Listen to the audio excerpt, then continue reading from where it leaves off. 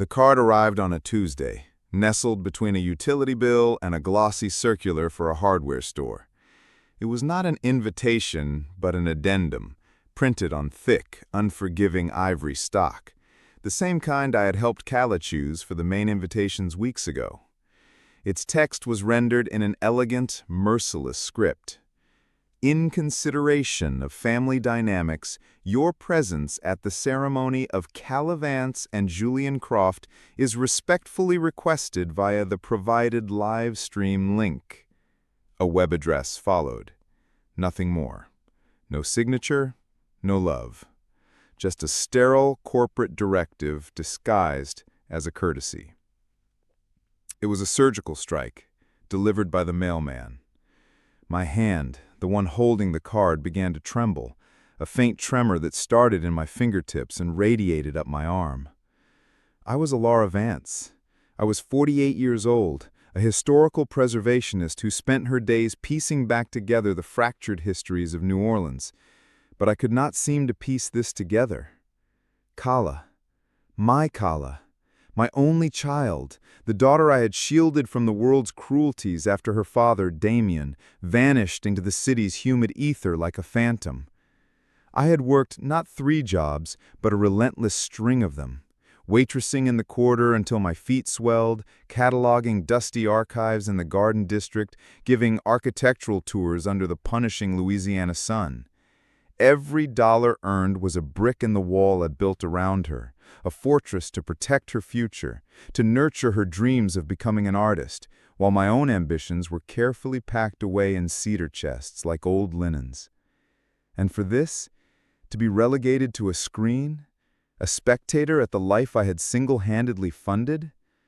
The silence of my small Creole cottage, usually a comforting embrace, now felt suffocating. On the cypress table, lovingly restored by my own hands, sat the wedding binder. Its pages were a testament to my devotion. The venue, a historic courtyard dripping with wisteria and secrets. I had secured the deposit. The dress, a cascade of lace and hope, was paid in full. The jazz band, famous for their shrimp and grits, the florist who promised cascades of magnolias and gardenias, all of it filtered through me, paid for by me. The sting in my chest wasn't just pain, it was a white-hot bewilderment. I didn't cry. Tears felt like a surrender. Instead, a cold resolve began to crystallize in my veins. This was not the act of my daughter alone. I recognized the subtle, venomous artistry of her father, a man who could charm a snake and then sell it your own wallet. I picked up the phone, my fingers hovering over Kala's contact, then stopping. No. An electronic dismissal deserved an electronic response. My response, however, would be far from silent. One by one, I dialed the numbers from the binder. Cathay Amelie. Catering. Hi, this is Laura Vance, regarding the Croft-Vance wedding. Yes, I need to cancel the service. A pause. Ma'am, the wedding is 3 days away. We've already procured the ingredients. I understand, I said, my voice unnervingly calm. But the primary benefactor is no longer attending. Therefore, the funds are no longer available. Click. Next, the florist. Then the band. The string quartet for the ceremony. The photographer whose artistic eye Kala had adored. With each call, a piece of my dignity returned. It was not revenge. It was a lesson in foundations. You cannot build a beautiful house on rotten pilings. You cannot host a celebration of love when you have just amputated its most loyal practitioner. That night, my phone was a black, silent rectangle on the bedside table. I ate a simple dinner of red beans and rice, read a chapter of a book on Gothic revival architecture, and fell into a dreamless sleep. The storm broke at dawn. When I switched my phone on, it convulsed in my hand, a frantic, shrieking thing. 59 missed calls from Kala, 3 voicemails from her fiancé Julian, each more panicked than the last. I didn't listen. I let the notifications pile up like unread indictments. For 22 years I had answered her every call, soothed her every fear. For once, she could experience the unnerving chill of silence. The quiet of my sanctuary held until 9 a.m. A sharp, insistent knock rattled the old cypress door. I ignored it. A second volley, louder, angrier. Peeking through the antique lace curtains, I saw him, Julian. He stood on my porch, his bespoke suit looking rumpled, his usually placid face a mask of agitation. I opened the door a crack. "Alara," he began, words tumbling out. "Thank God, she's beside herself. We have to talk." My voice was placid, a calm sea over a dangerous reef. "Is my daughter with you?" He shifted his weight. "No, she's at the venue, or what's left of it. The caterer is gone. The florist says the order was canceled. The band won't even answer our calls. It's a catastrophe." I raised a single eyebrow. "Why?" He looked at me, utterly stunned by the question. "Why?" "Because you canceled everything. Do you have any idea what this is going to cost us to fix now?" I pulled the door open wider, stepping fully into the frame. My calm was a weapon he hadn't anticipated. "Julian, I didn't cancel your wedding. I canceled the checks I wrote. The thousands of dollars I paid. I did so after receiving a formal notice that my presence was not required. So I rescinded my financial presence as well." His mouth opened and closed like a fish. He was a good man, but a weak one, easily swept up in the currents of stronger personalities. It was a misunderstanding," he stammered. "Kala was stressed. You know how she gets." "Oh, I do," I said, a flicker of iron in my tone. "I know exactly how she gets. I also know who she gets it from." I paused, letting the implication hang in the humid air. "Did she send you here?" "No." "Well, yes. She's not ready to talk to you." "Ah," I said, the sound soft but sharp. "So I'm good enough to bankroll the fantasy, but not worthy of a conversation." "Tell Kala this, Julian. When she is ready to speak to me as the adult woman I raised her to be, she knows where to find me. Until then, I hope she enjoys the wedding she has chosen." I closed the door, the definitive click echoing in the sudden silence. My heart hammered against my ribs, a frantic drummer in the concert hall of my chest, but for the first time in 2 decades, it was not a rhythm of fear. It was the beat of a war drum. By evening, the digital siege had escalated. 87 missed calls, a barrage of frantic texts. I ignored them all, finding solace in the tangible soil of my garden, pruning my overgrown jasmine vine. But I knew the quiet was a temporary truce. Just as dusk began to bleed purple and orange across the sky, a sleek black SUV, ostentatiously out of place on my quiet street, screeched into my driveway. Kala erupted from it, a storm in a designer dress. She hammered on the door before I could even turn the knob. "What the hell did you do?" she shrieked the moment I opened it, shoving past me into the living room. "I responded to your correspondence," I said, closing the door and turning to face her. My living room, my sanctuary, suddenly felt like a courtroom. "You're ruining everything. Everything is gone. What are people going to think tomorrow?" "Perhaps," I said, my voice barely a whisper, "perhaps they'll think, where is her mother?" She froze, the words hitting her like a physical blow. The anger in her face began to crumble, replaced by a flicker of something else. Guilt. Tears welled in her eyes. I didn't mean for you to feel uninvited, humiliated, erased." I supplied the words she couldn't find. "You asked for a perfect day, Kala, and I was giving it to you. All I asked for in return was to be there, and you, or whoever's whispering in your ear, told me to stay home." She sank on the edge of a velvet armchair, the fight draining out of her. I was overwhelmed.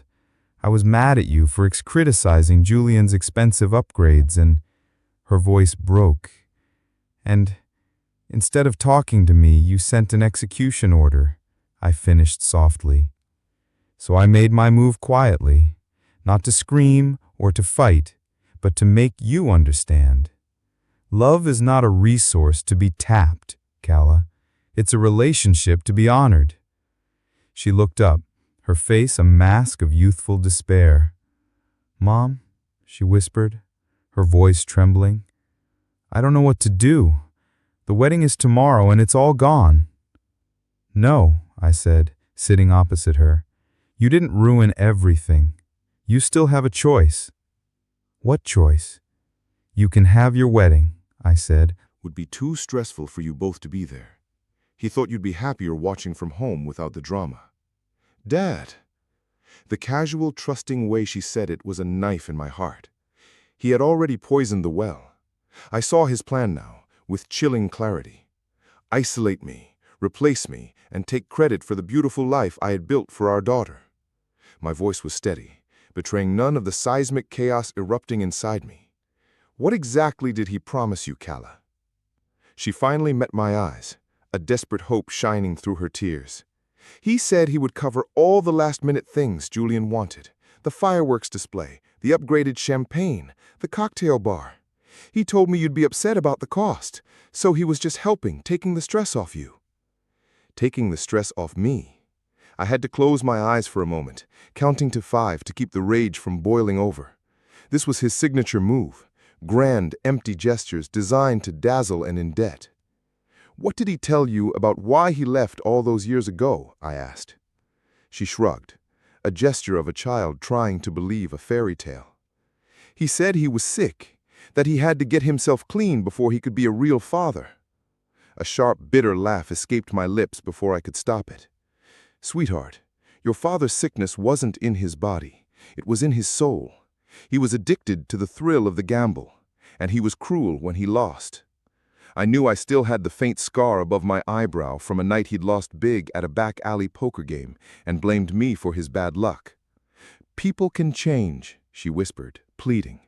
Change is proven with actions, not with words, I said gently.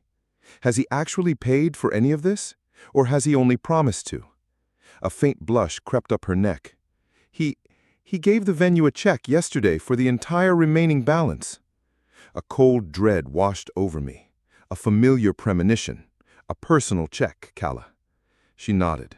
From which bank? I don't know. I didn't look. Of course she hadn't. She saw a father. I saw a calm man setting his final trap. If that check bounced after I had already withdrawn my own funds, the entire event would implode, humiliating her in front of hundreds of people. Mom, I'm so sorry for the email, she sobbed, the dam of her composure finally breaking. I was panicking about the budget, and then he just showed up like an answer to a prayer. He said he would handle everything. I know, I said, kneeling in front of her and taking her trembling hands. And now we will handle it together. But first, we verify that check, right now. Her eyes widened. Will you come with me? The drive to the downtown bank branch was a blur of streetlights and rising panic. The teller took a copy of Damien's check and disappeared into the back. The minutes stretched into an eternity. Finally, a stern-faced branch manager emerged, his expression grim. Miss Vance, he said, his voice devoid of emotion. The account associated with this check was closed 6 months ago due to excessive overdrafts. Calla's legs gave out. I caught her, guiding her to a bench. The truth was a physical blow, knocking the air from her lungs. He lied, she whispered, her face a canvas of horror. He lied about everything. I smoothed her hair back from her forehead. Yes, he did, but we can still fix this. We have to move fast. How? She cried. Your money is gone. His money never existed. It's over. I glanced at my watch, 3:47 p.m. No vendors will work if they're paid. I have a preservation fund savings I never touched. It's for emergencies. This qualifies. She stared at me, astonished. After what I did, you would still... Because I love you more than my pride, I said simply. But there is a condition. You will call every single vendor. You will apologize, and then you will call your father, and you will set a boundary. Tell him he can attend as a guest, but nothing more. The performance is over. For the next hour, my car became a war room. With trembling hands, Calla made the calls. This is Calla Vance. I'm so sorry. There was a payment issue. Yes, a significant one, but the funds are being wired now. Can you still deliver? One by one, with penalty fees attached, the wedding was resurrected. My preservation fund, my life savings bled out with every wire transfer. At 5:12 p.m., the last confirmation came through. Calla leaned back, exhausted but relieved. Now, the last call, I said softly. She dialed Damien's number. It rang twice before his booming, false, jovial voice filled the car speakers. "Princess, getting ready for the big day?" Calla's voice was steel. "Dad, I went to the bank. The check bounced." A beat of silence, then a sputtered laugh. "Impossible. A clerical error, I'm sure." "It's not a mistake," she said, her voice gaining strength. "You lied. Mom is the one who just saved this wedding." His tone turned ice. "Your mother, of course. She's already turned you against me." "No," Calla said, a tear tracing a path down her cheek. "She protected me. You're welcome to attend tomorrow, but that's all. No drama." He was silent for a long moment. When he spoke again, his voice was a low growl. "I see. I'll be there, but this isn't over." He hung up. As we pulled away from the bank, Calla's phone lit up with a text from him. A preview flashed on the screen. "If your mother wants a show, the whole city will be watching." My blood ran cold. He wasn't bluffing. Trouble didn't just follow Damien. It was his business partner. The rehearsal dinner was a tense affair. Damien arrived late, striding into the venue's courtyard like a conquering hero, a smirk playing on his lips. He moved through the crowd, his gaze locking onto me. "Well, well," he boomed loud enough for everyone to hear. "The heroic ex-wife trying to erase the past." Gasps rippled through the guests. Calla froze. I met his gaze across the room, my spine a rod of steel. "You wrote a bad check, Damien. That's not the past. That's fraud." He laughed, a harsh, ugly sound. "A temporary cash flow problem, but I'll make it right. Tonight I'll cover everything. Cash, on one condition." He raised his glass. "Elara apologizes right here for poisoning our daughter against me." The room was silent. I felt 100 pairs of eyes on me. I walked to the center of the courtyard, my voice ringing with clarity. "No." Just then, the venue manager stepped forward, holding a clipboard. "Actually, Mr. Walker, your bounce check voided your contract unless a new deposit of $20,000 is posted tonight. The event is canceled effective at midnight." Damien's grin was wolfish. He knew I had already drained my savings. He had me trapped. "Time's ticking, Elara." And then a calm, crisp voice cut through the tension. "Perhaps I can be of assistance." A man in a perfectly tailored charcoal suit stepped out of the shadows. He was a stranger to me, but the silver crest on his lapel was unmistakable. The emblem of Greystone Private Banking, an institution so exclusive it was practically mythical. "Mr. Sterling," the venue manager breathed, shocked. Mr. Sterling smiled politely. "Elara Vance and I have never met, but my firm was the benefactor for the Britannia Theatre Preservation Project she led last year. Her integrity is well documented." He opened a sleek briefcase, revealing a cashier's check. "This should cover the deposit, and I believe I speak for everyone when I say this gift is conditional on Mrs. Vance being the one to walk her daughter down the aisle tomorrow." The courtyard erupted in applause. Damien's face was a thundercloud of fury. Security, summoned silently by the venue, flanked him. "This isn't over, Maggie," he snarled as they escorted him out. I knew he was right. The money was settled, but his hunger for chaos was not. The morning of the wedding was a battle of nerves. Calla, pale but resolute, asked me to walk her down the aisle. As we stood outside the bridal suite, word came that Damien was at the main entrance, waving a manila envelope and screaming that he had proof of my lies that had to be read before the ceremony. He's claiming he has a court order that proves you forged documents to keep him from his custody rights, the security chief told me. I knew it was a lie, another desperate performance. I left Kala in the suite and walked out to face him one last time. He stood there, phone in hand, ready to live stream his final pathetic act. "What lies, Damien?" I asked, my voice carrying over the nervous murmurs of the early guests. He waved the envelope. "The lies on her birth certificate, the letters you hid." "You mean the single letter you sent 9 years after you disappeared? The one with no return address and no apology?" I turned to the small crowd. This man abandoned his 7-year-old daughter. He returned 20 years later with a fake check and a storm of threats. Now he wants to ruin her wedding day because she chose dignity over his drama. A murmur of support went through the crowd. Brett appeared at my side just then. A police cruiser called by the venue pulled up. Faced with actual authority, Damien's bravado finally shattered. He spat one last impotent threat and fled. An officer took the envelope. Minutes later, he returned it. "It's empty, ma'am. Just blank paper." Of course it was. His power was never in proof, only in the fear he could create. When the music started, I took Kala's arm. Together we walked down the aisle past the faces of those who had witnessed the fight and into the light at the altar. She squeezed my hand and whispered, "Thank you, Mom." At the reception, Kala took the microphone.